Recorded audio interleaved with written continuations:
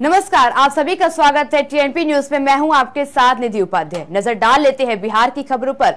बिहार में राजद नेता तेज प्रताप यादव पर लगे आरोप के बाद पार्टी के प्रदेश अध्यक्ष जगदानंद सिंह ने यह स्वीकार किया है कि इफ्तार पार्टी के दिन राजद के कार्यकर्ता रामराज ने उन्हें रोते हुए फोन किया था और तेज प्रताप यादव द्वारा पीटे जाने की बात बताई थी। लेकिन इसके बावजूद प्रदेश अध्यक्ष जगदानंद सिंह ने तेज प्रताप यादव पर कार्रवाई से हाथ खड़ा कर दिए हैं और कहा है कि तेज प्रताप यादव सामान्य कार्यकर्ता नहीं है बल्कि निर्वाचित विधायक है। मेरे हाथ में होता तो मैं इस पूरे मामले पर एक्शन लेता, लेकिन यह मेरे हाथ में नहीं है और इस मसले पर राष्ट्रीय अध्यक्ष लालू प्रसाद ही एक्शन ले सकते हैं।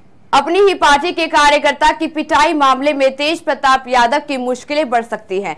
बता दें कि तेज प्रताप यादव की पिटाई का शिकार हुए रामराज यादव ने कहा कि अगर तेज प्रताप यादव पर कार्रवाई नहीं होती है तो वह उनके खिलाफ पुलिस में शिकायत दर्ज कराएंगे। साथ ही रामराज यादव ने कहा कि वह पार्टी की तरफ से कार्रवाई के लिए 2 दिनों तक इंतजार करेंगे और अगर इसी बीच तेज प्रताप यादव पर कार्रवाई नहीं होती है तो वह उनके खिलाफ शिकायत लेकर पुलिस के पास जाएंगे। बिहार में समान नागरिक संहिता को लेकर नेताओं की बयानबाजी जारी है और इसी कड़ी में जेडीयू के वरिष्ठ नेता विजय कुमार चौधरी ने कहा कि समान नागरिक संहिता को देश में आम सहमति के बगैर लागू करना ठीक नहीं है और अभी देश में इस मुद्दे पर आम सहमति नहीं है।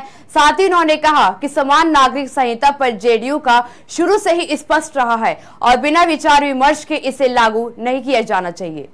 बिहार में बीजेपी और जेडीयू के बीच सिलेबस को लेकर विवाद बढ़ता ही जा रहा है। बता दें कि केंद्र सरकार के लाए गए नए सिलेबस को लेकर बिहार सरकार के शिक्षा मंत्री विजय चौधरी ने कहा है कि बिहार में केंद्र का सिलेबस लागू नहीं होगा क्योंकि इसमें इतिहास के साथ छेड़छाड़ की गई है। साथ ही सिलेबस में मुगल शासक के कार्यकाल को इतिहास के पन्नों से गायब कर दिया गया है। भारत की शिक्षा भारतीय के द्वारा और भारतीयों के लिए होनी चाहिए। भारत ही एकमात्र है, चूँकि अंग्रेजों ने सबसे पहले मैकाले का अंग्रेजी पुस्तक शुरू किया अपना दोष बचाने के लिए कि अंग्रेज विदेशी नहीं है। इसके लिए जो जो विदेशी आक्रांताएं थे उनको लेकर के उनका महिमा मंडन का काम किया गया और जिन हिंदुस्तानियों ने उन विदेशी आक्रांताओं से लड़ करके अपनी जान दी, अपना सर्वस्व न्यौछावर किया गया, उनको कहीं ना कहीं पिछले पन्ने पर भेजा गया है।